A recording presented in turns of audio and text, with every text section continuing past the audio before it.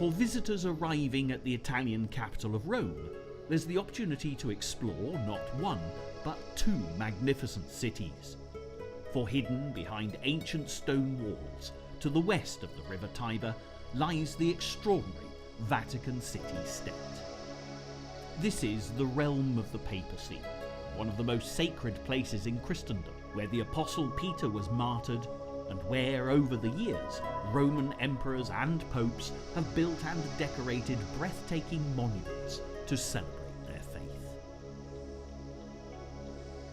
The wealth of history within this tiny enclave is boundless, and for those who make the journey here, there are some intriguing sights waiting to be discovered. From the pioneering architecture of the Baroque, to a breathtaking array of frescoes, artwork and sculptures from antiquity and beyond, there's little doubt as to why Vatican City has now been declared a World Heritage Site for its extraordinary cultural importance.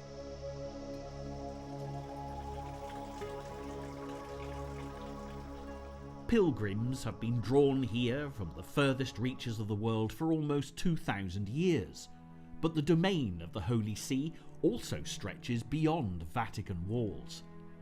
From ancient castles to towering basilicas, there are plenty of other fascinating locations for the intrepid traveller to explore. And with such an array of sights to see, it is now time to begin our tour of this truly unique city.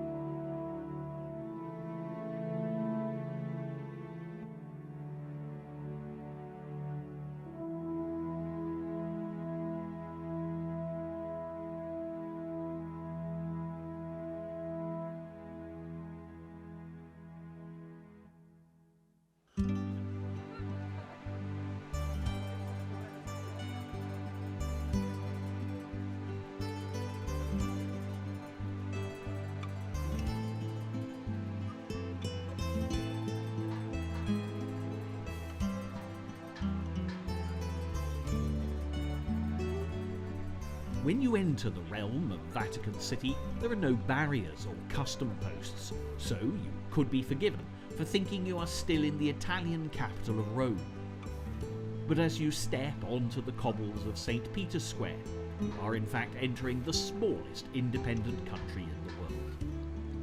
This state is so small that its capital city fills its borders.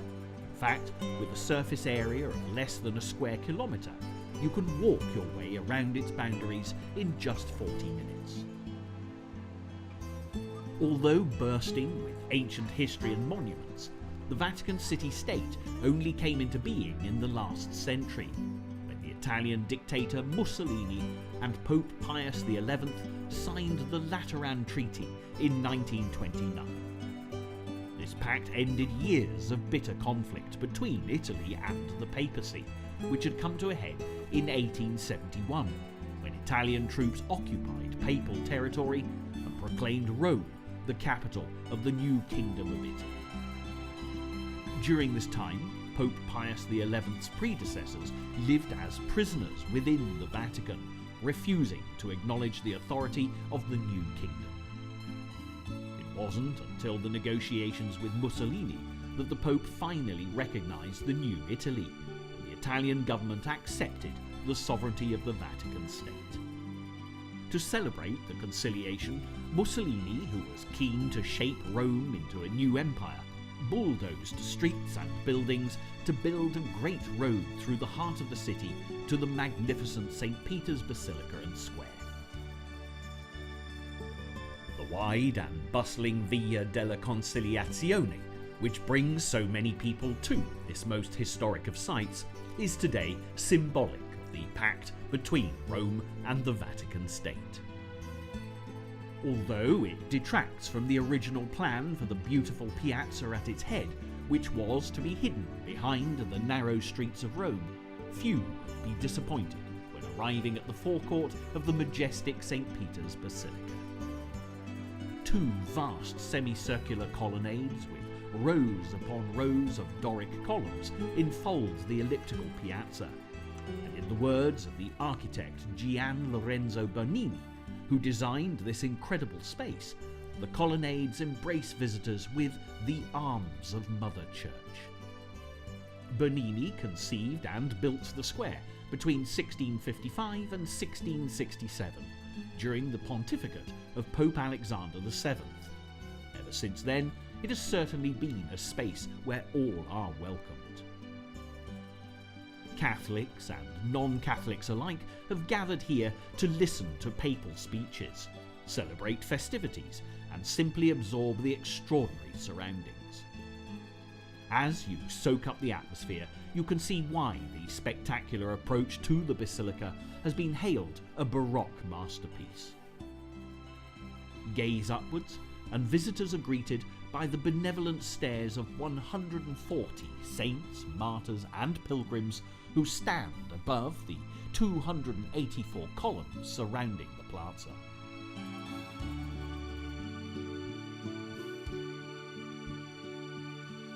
Meanwhile, below, the sound of gentle bubbling fountains adds to the tranquility of the perfectly designed space.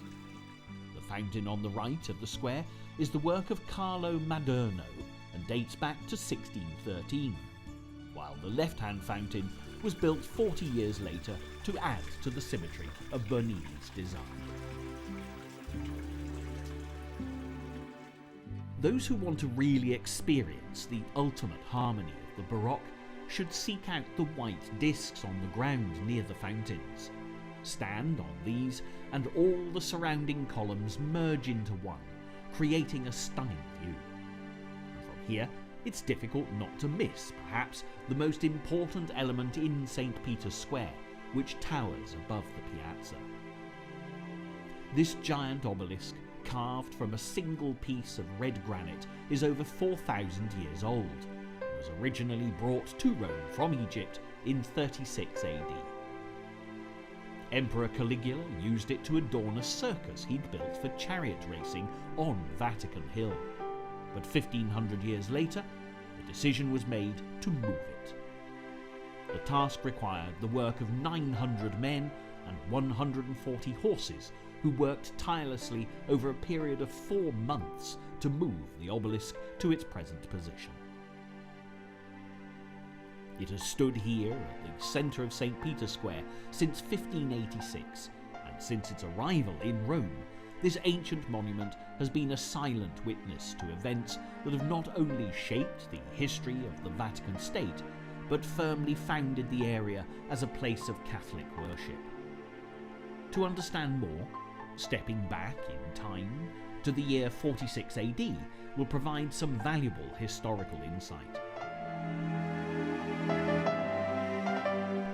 Almost 2,000 years ago, the area now covered by the Vatican City-State was known to the Romans as Vaticanus, a name derived from the Etruscan word for soothsayer. This area, made up of a marshy valley and hills on the west bank of the river Tiber, was where Caligula built his circus. However, when Emperor Nero took the reins of power, he found a new use for Caligula's racing circuit. In 46 AD, there was a terrible fire in Rome, which destroyed much of the city. In order to appease his subjects, Nero looked for someone to blame and began the persecution of Christians in the city. Soon after the fire, there were great celebrations in which they were thrown to wild beasts, crucified and burned alive, while Nero and his entourage watched on. It is believed that among the tortured Christians was the Apostle Peter, who was, according to tradition, the first bishop of Rome, and therefore the first ever pope. He felt unworthy of dying in the same manner as Jesus, so at his own request, he was crucified head down near the obelisk that today stands at the centre of St. Peter's Square. It was the martyrdom of Peter on this site which would shape the history of Vaticanus for centuries to come. A shrine was built in memory of the apostle, and while over the centuries, pilgrims were drawn here to pay homage to the saint, new structures were built on the site of the original shrine. These were expanded and rebuilt until transformed into the magnificent St Peters Basilica that now dominates the Vatican Kingdom. Pope Julius II commissioned the architect Bramante to create this extraordinary building to replace an older basilica in 1503, but it would take over a century before the church was complete. During this time, Bramante died, new architects were appointed, and arguments raged between the clergy as they debated designs for this most sacred building. In 1547, Michelangelo was appointed architect, and the ground plan and dome are largely inspired by his designs. Meanwhile, by the 17th century, Carlo Moderno had begun work designing the monumental facade. Perhaps the most famous element in his grand design is the central window and balcony, from where the Pope delivers his solemn benedictions and seasonal blessings to those gathered below.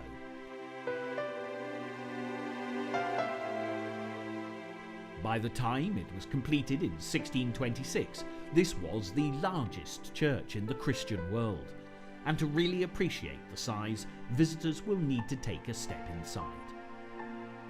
This vast building is 137 metres high and 218 metres long, with stunning sculptures and artwork bathed in the ethereal light from Michelangelo's cupola. It creates a truly breathtaking sight.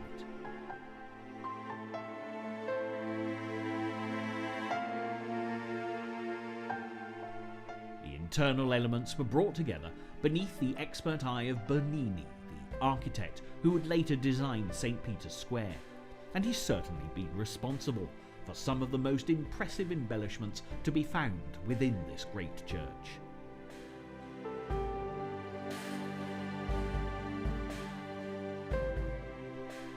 On entering St Peter's Basilica, the eyes are immediately drawn to the canopy known as the baldacchino, which stands above the high altar. Bernini was commissioned to fashion this structure in 1624, when he was just 26 years old, and it took 9 years and bronze from as far as Venice to complete. Columns are twisted and spiralling, according to traditional depictions of the columns that supported Solomon's temple, and among the foliage bees swarm, the traditional symbol of the Barberini Pope Urban VIII. It provides a fitting crown to the Apostle's grave, which is thought to lie directly below, and when unveiled in 1633, it confirmed Bernini's status as an architect of genius.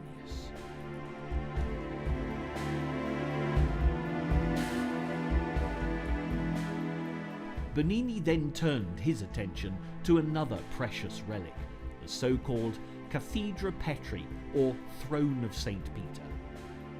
This sacred chair was often claimed to have been used by the Apostle, and Bernini fittingly enshrined it in a large bronze throne held by statues of the 4 doctors of the church. Behind, a blaze of light comes through a window, illuminating the dove of the Holy Spirit, and although evidence now suggests the chair only dates back to the 12th century, long after St Peter's death, it is nevertheless a glorious sight.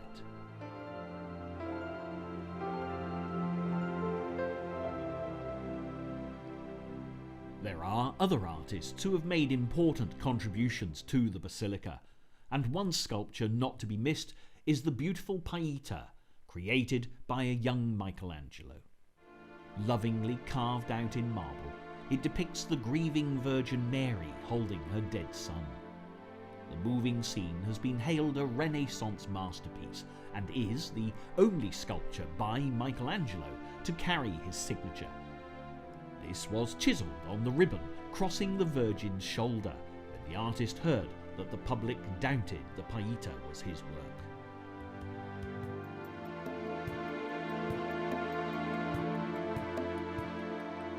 Michelangelo was also responsible for designing the dome of the basilica, although by this time he was much older and died before it was complete.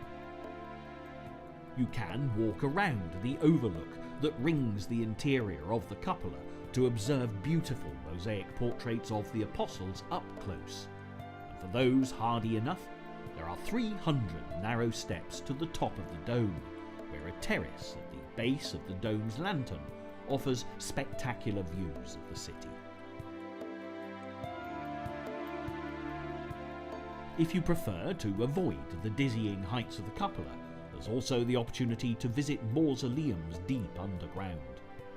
Excavations began beneath the basilica in the 1940s, and they eventually revealed this extraordinary Roman necropolis which once spread over the Vatican hillside. Walk along a well-preserved street lined with bricks to find ancient mausoleums decorated in once richly coloured mosaics and beautiful frescoes. These are the burial places of early Christians. Nearly 2,000 years ago, families would have come here to remember their dead. Perhaps more importantly, though, people came to the necropolis to pay homage to St Peter. Archaeologists spent decades hunting for the shrine of St Peter the Apostle, and after false hopes were raised and an array of bones were removed for analysis, they were eventually rewarded with the news they'd been waiting for. In 1968, Pope Paul VI announced that the relics of St Peter have been identified in a manner which we believe convincing.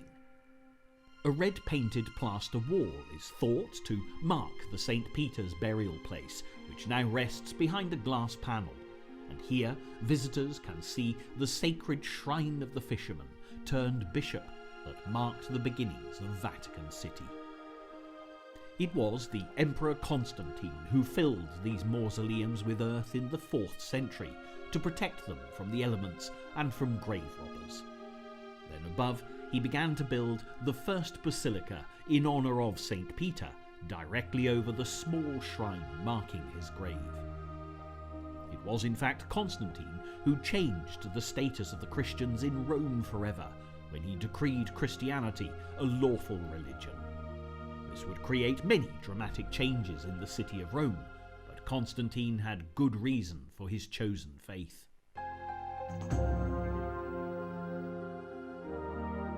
The reason for the emperor's change in faith dates back to the Battle of Milvian Bridge in 312 AD. The night before the battle, which would decide the fate of the Roman Empire, Constantine saw a shining cross in the sky, accompanied by the words, "By this sign thou shalt conquer." Of course, when the emperor defeated his rival, Emperor Maxentius, just outside Rome, he swiftly gave full credit to the Christian god. To show his gratitude, Constantine decided to build a great church. But although he would eventually build the foundations of St Peter's Basilica on Vatican Hill, his first church was 3 miles away at a completely different location. Leaving the protective walls of Vatican City, a short detour takes us to the foot of Lateran Hill, where the true Mother Church of the Roman Catholic faith stands.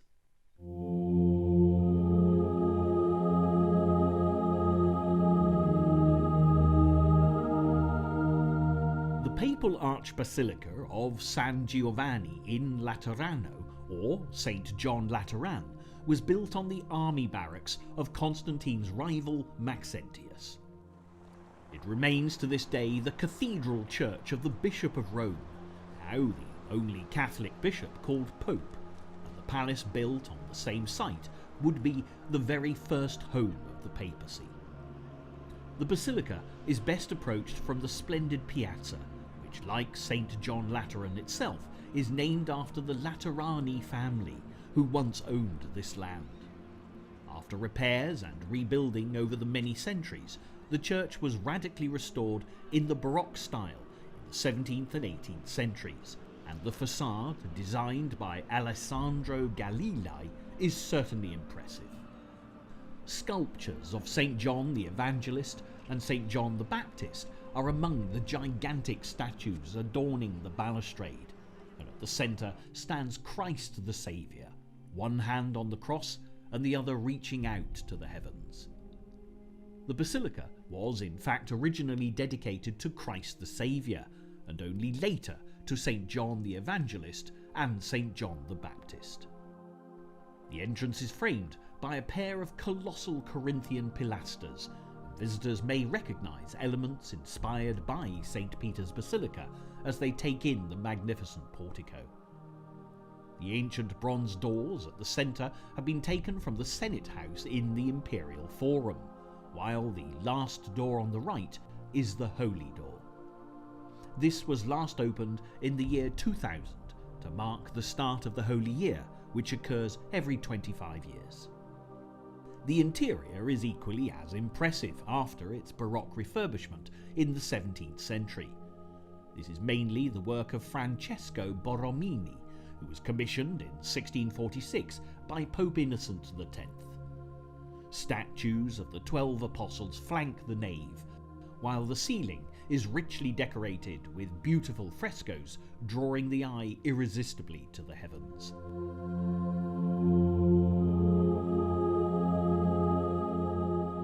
At the heart of the basilica at the papal altar stands a glorious Gothic canopy decorated with mosaics.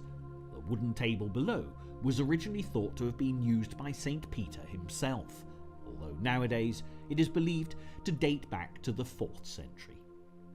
Here, in the first Basilica of Rome, no one but the Pope can celebrate Mass, and this is certainly an impressive space for prayers and benedictions. The first Pope to take up residence at St John Lateran was Pope Sylvester I in 314 AD. At the time, the group of Lateran buildings included a baptistry, a palace as well as the basilica, and Lateran Hill became the official papal residence until the papacy moved to Avignon in France in the 14th century. In 1929, the Lateran Treaty was signed here, ensuring that the magnificent basilica still remained within the sovereignty of the Vatican State, although it lies outside the borders of the protective papal enclave.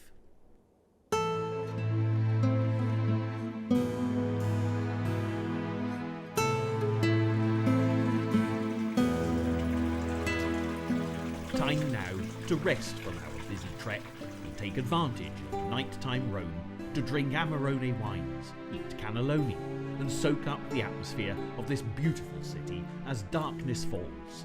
To awake refreshed and keen, stroll back to the region of Rome known as the Borgo and find the entrance to one of the most visited museums in the world.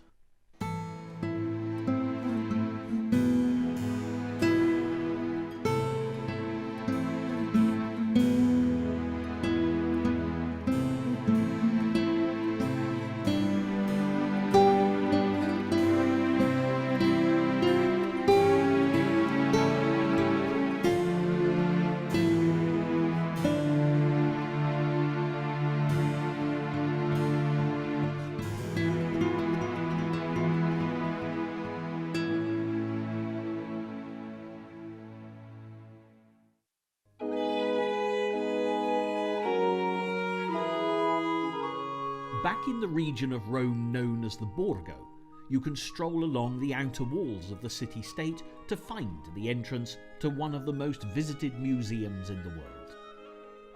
The Vatican Museums are crammed with the most beautiful and awe-inspiring work you can possibly imagine. There's something for everyone here, and from elegant squares and Egyptian relics to ancient statues and breathtaking artwork, the experience of wandering through the many rooms and hallways is truly fascinating. With so much to see, it's difficult to know where to start on arriving, but a good point to set off from is probably the Cortile della Pigna. This is an incredible space with a name inspired by the colossal bronze pine cone nestling beneath a vast niche at the far end of the courtyard.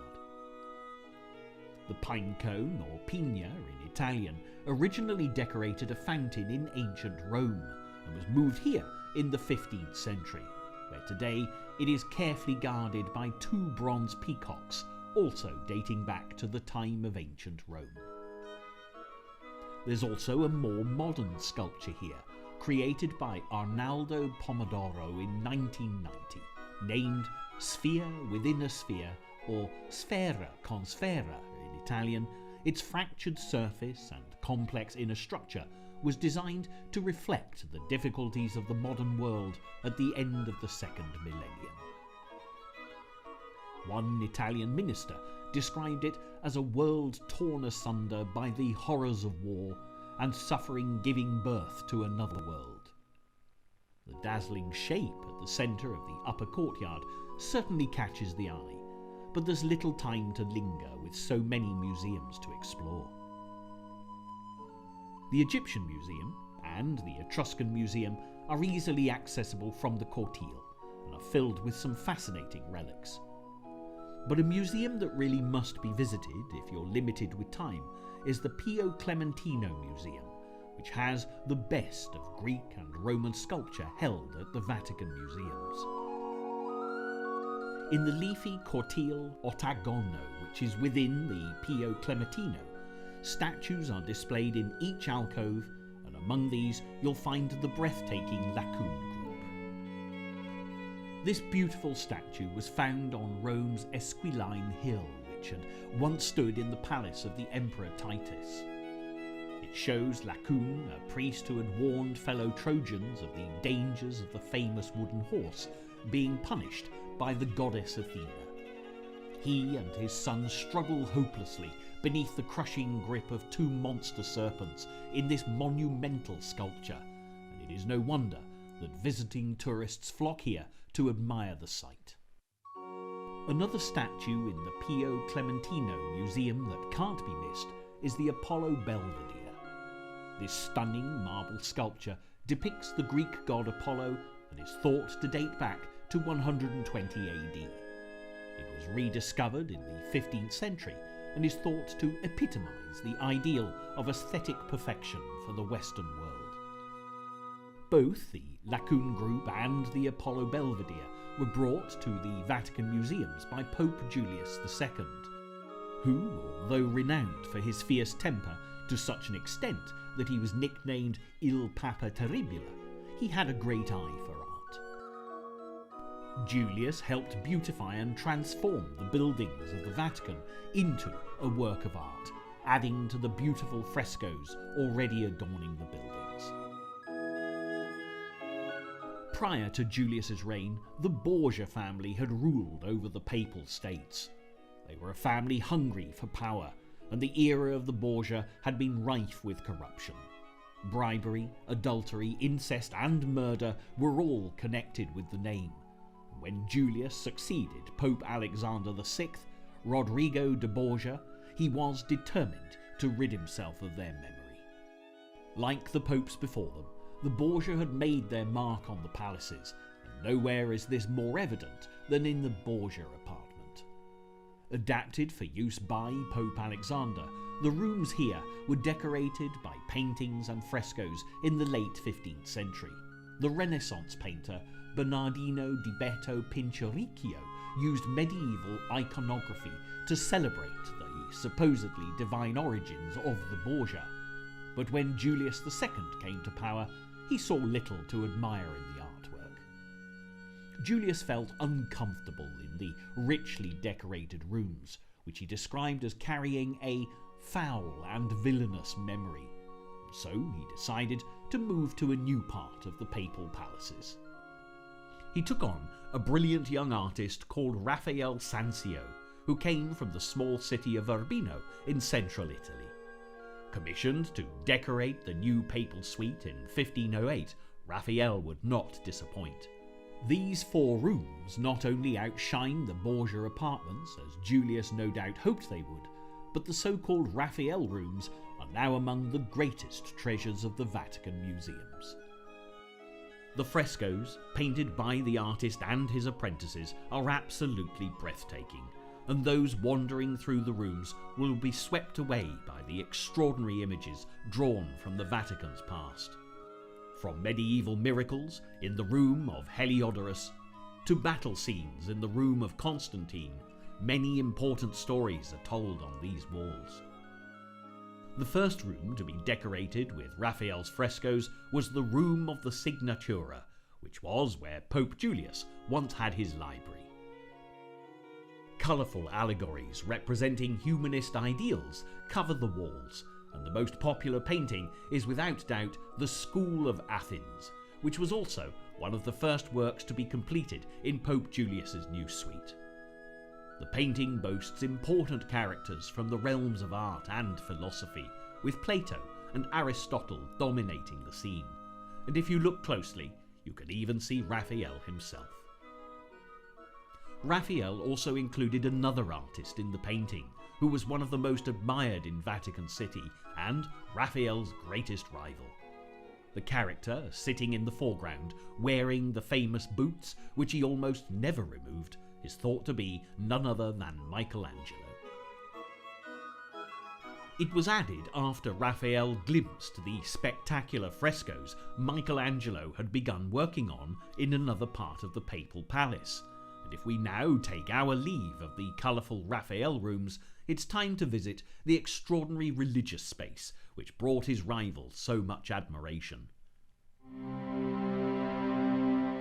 Ironically, it was the envy of the other papal artists that led to Michelangelo's commission to decorate the chapel of Pope Sixtus IV, better known as the Sistine Chapel. They hoped that the sculptor responsible for the beautiful Pieta would refuse the commission, and in doing so, alienate the Pope. As predicted, Michelangelo protested. "Paint the ceiling? It is not my trade." Julius II was, however, adamant, and the artist finally took to the challenge in 1508, the same year that Raphael was painting the papal suite. While decorating the chapel, Michelangelo had to endure painting in the most uncomfortable conditions imaginable. But as visitors absorb the beautifully decorated ceiling and the amazing images he created, which recount events from the book of Genesis, there can be no question that this was the crowning achievement in his life's work, and indeed one of the greatest masterpieces in Western art.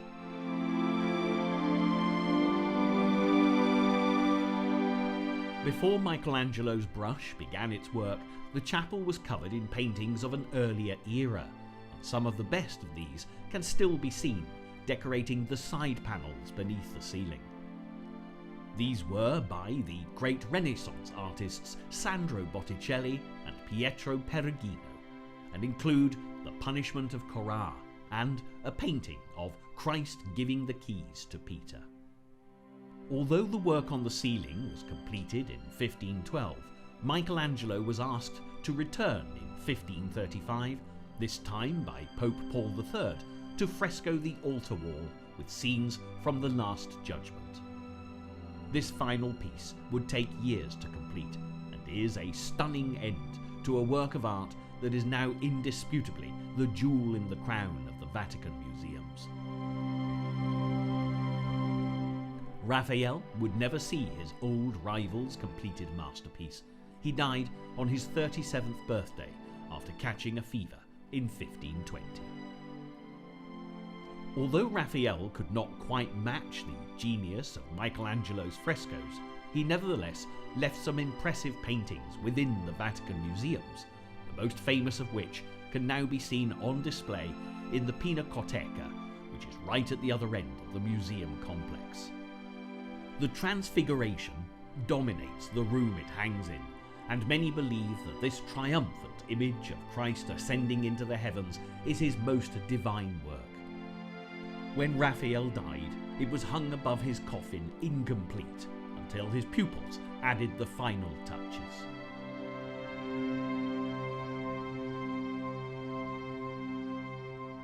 If you have time to visit the other rooms of the Pinacoteca, you can find an impressive array of artwork, from Leonardo da Vinci to Caravaggio and much more besides.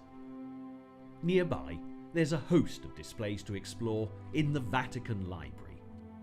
This was commissioned by Pope Sixtus V in 1587 to house the original library's overflowing collections.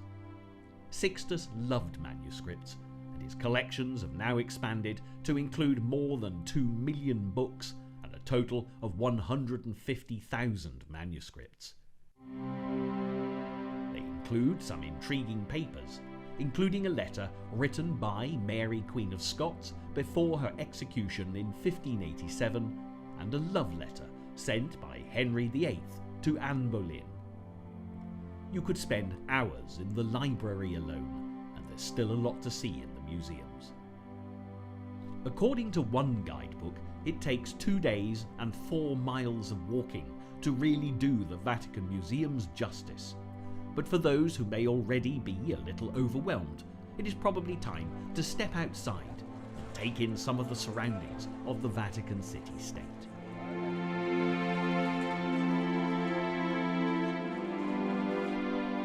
Over the centuries, with so many treasures to protect, the popes of Vatican City have had to contend with many invaders, and accordingly built and rebuilt defences.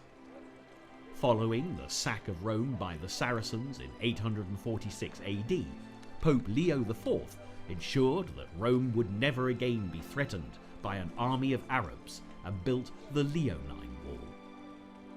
This ran from Castle St Angelo near the River Tiber and up the slopes of Vatican Hill to encircle the Basilica. It enclosed what would become known as the Leonine City, which was much bigger than the present-day Vatican City-State. The quarter that lies outside the boundaries of Vatican City, known as the Borgo, was once a bustling part of the ancient Leonine city. With the arrival of the papacy, it swiftly gained in importance, and pilgrims became the population's main source of income. There was also an increase of wealthy families in the area, which in turn led to the construction of beautiful palazzi and newer and better roads. For centuries, the people in this sprawling area have catered to those visiting Vatican City with food, shelter and souvenirs, and little has changed over the years. From shops filled with papal memorabilia, to an array of restaurants and bars offering delicious Italian food, the Borgo has plenty to offer the tourist keen to take a break from the wealth of culture within the Vatican enclave. Wander through the streets here, and you'll find there are plenty of reminders of the Vatican's emphasis on security. Near the gateway of the Porta Angelica, just below the colonnade of St Peter's Square, the barracks of the Swiss Guards can be found. These men have been protecting the Pope and his properties for over 500 years, and are titled with defending the freedom of the Church. They first entered Rome on January the 22nd, 1506, at the request of Pope Julius II, who had witnessed them in battle, and they would play a crucial part in the safety of the papacy from that moment on. Perhaps their finest hour was on May the 6th, 1527, when Spanish and German troops, led by Charles V, attacked the city of Rome. Defences collapsed within hours, and almost the entire guard was massacred as they tried to defend their pope. Only 42 out of the 189 soldiers on duty survived. Their bravery, however, ensured the survival of Pope Clement VIII, who seized the opportunity to escape from Vatican City down the Passetto di Borgo. This raised passageway, which can still be seen today, was built onto the north wall of the Leonine city, and the thick walls created a fortified escape route to the fortress of Castle St Angelo. The secret corridor is still very much operational. It has even played a key role in the Hollywood movie Angels and Demons. But centuries ago, it was crucial to the survival of Pope Clement and his entourage. While the troops of Charles V occupied Rome and the Vatican back in the 16th century, the fortified Castle St Angelo became a papal refuge. For 5 months, the invaders raped and pillaged and destroyed countless works of art. Hundreds of murdered citizens were thrown into the Tiber, and as thousands of others were hastily buried, plague became epidemic. The Pope remained safe inside Castle St Angelo, however, until he was eventually able to escape unharmed. Castle St Angelo was actually never intended to be a fortress. It was originally a mausoleum constructed by Hadrian, who's considered one of Rome's 5 good emperors, who ruled supreme when the empire was at its most powerful. The mausoleum acquired the name of St Angelo in the 7th century, when it was believed an angel had appeared on its roof to announce the end of the plague. Down through the ages, the castle has had many different functions, and after its days as a fortress, it became a prison, an army barracks, and finally a museum.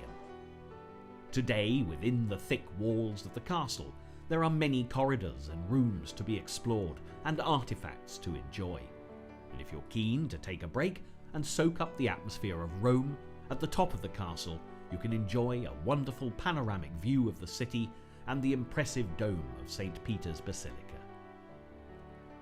Down below, on the banks of the river Tiber, you'll find another construction that can be attributed to Emperor Hadrian. The Pont St Angelo, or St Angelo Bridge, was originally built in 134 AD and spans the river connecting the castle to central Rome.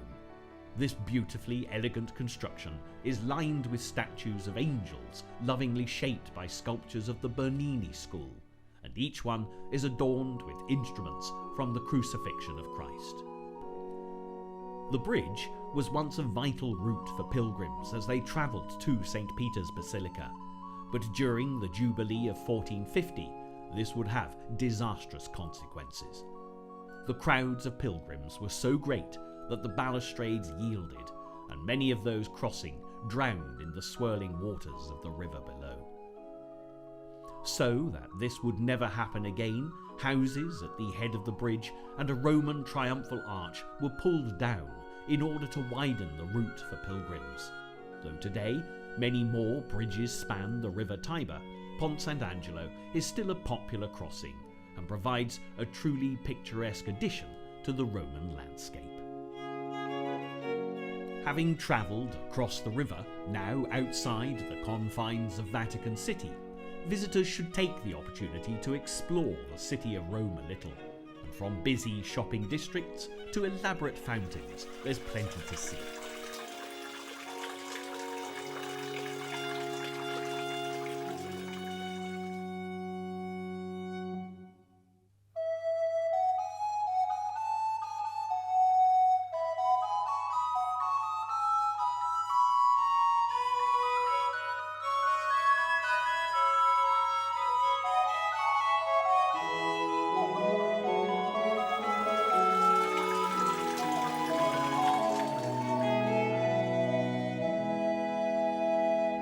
Heading east from the river, some of Rome's most famous monuments can be found. The Pantheon can also be attributed to the work of Emperor Hadrian, and the bronze from this incredible structure was in fact removed by Bernini to be used in the famous baldacchino in St Peter's Basilica.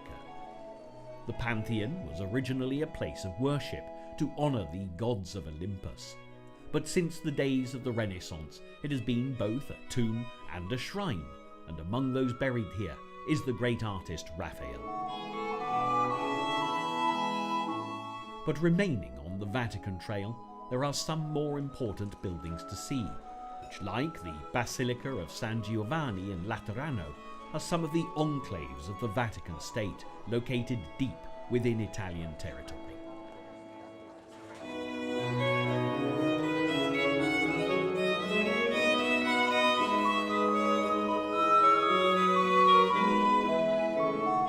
To the east of the city, we find the beautiful Santa Maria Maggiore, or St Mary Major, which is one of the only 4 Catholic churches that holds the title of Major Basilica, the other 3 being St Peter, St John Lateran, and St Paul outside the walls. According to legend, Pope Liberius founded this magnificent building after a dream, which the Virgin Mary instructed him to build it wherever snow fell that night. Although it was the height of summer, in the morning, snow dusted the Esquiline Hill, and here the church was built. This is one of the first churches dedicated to the Virgin Mary, although it is now thought that Pope Sixtus III actually built most of the present church in the 5th century. Much of the interior and exterior is more recent, dating back to 14th and 18th centuries, and Rome's tallest campanile at 75 metres became a major feature when it was added in 1377.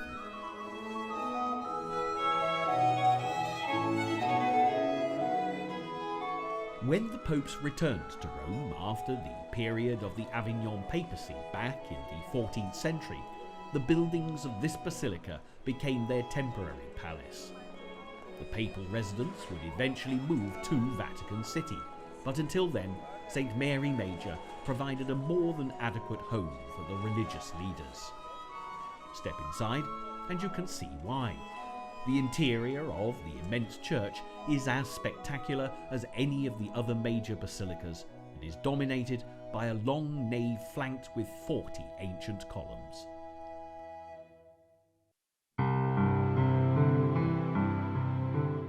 Above, 5th century mosaic panels represent events from the Old Testament in vivid detail, and the coffered ceiling is said to be decorated with the first gold to have been brought from the New World.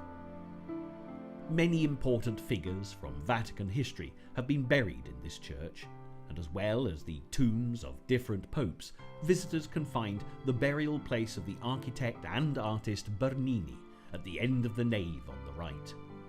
This simple, humble tomb for the Bernini family lies near the much more impressive inlaid marble tomb of the Cardinal Consalvo Rodriguez, who died in 1299.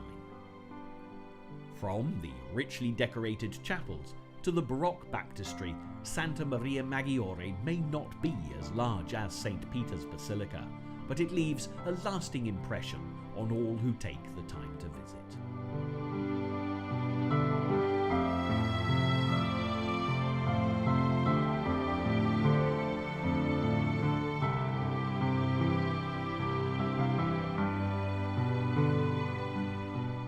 Having seen 3 major basilicas of the Roman Catholic Church, to end our journey through the domain of the Vatican City State, one last major basilica of the papacy remains to be explored. Still on Vatican territory, but 7 kilometres to the south of the city-state, lies the Basilica of St Paul outside the walls.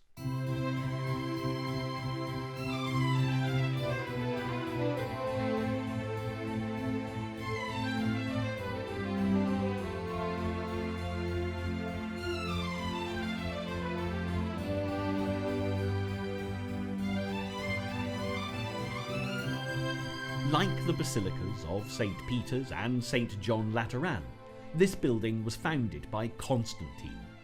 The Christian emperor built this incredible church over the burial place of St Paul, who was one of the most influential of the early Christian missionaries.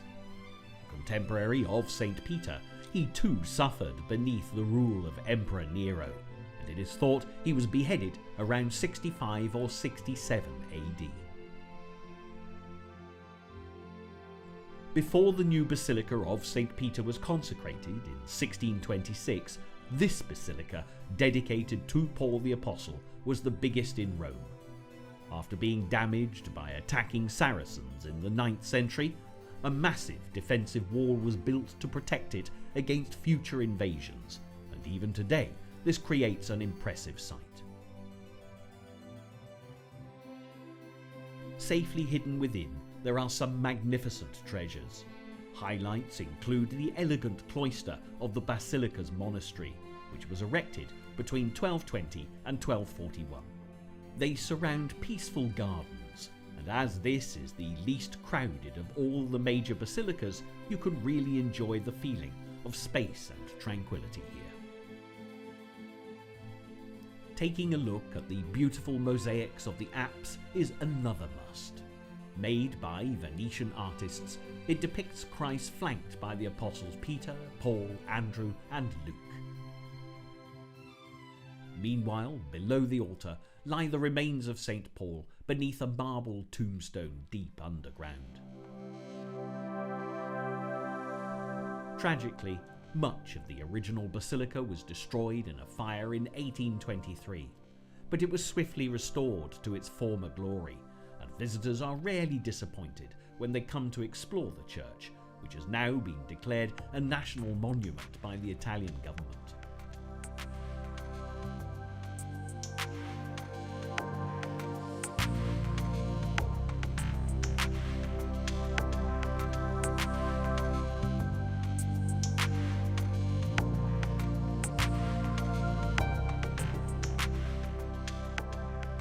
Sadly, with this last enclave of the Vatican City state, our tour of papal territory must finally come to a close. Exploring the sacred locations of the Roman Catholic Church and the treasures of Vatican City will have undoubtedly captivated all those travelling here, and this most spiritual voyage into the histories of martyrs, emperors and popes cannot fail to fascinate anyone who ventures within the confines of the sovereign state. There is so much to see in this tiny city, which though small has combined the genius of the world's greatest artists to create a truly spectacular capital for the Christian world. Visitors will be overwhelmed by the breathtaking views in every corner, and those who come here soon discover why people are drawn from across the globe to soak up the glorious sights. From spectacular artwork to awe-inspiring architecture, a journey here will prove not just intriguing, but completely unforgettable.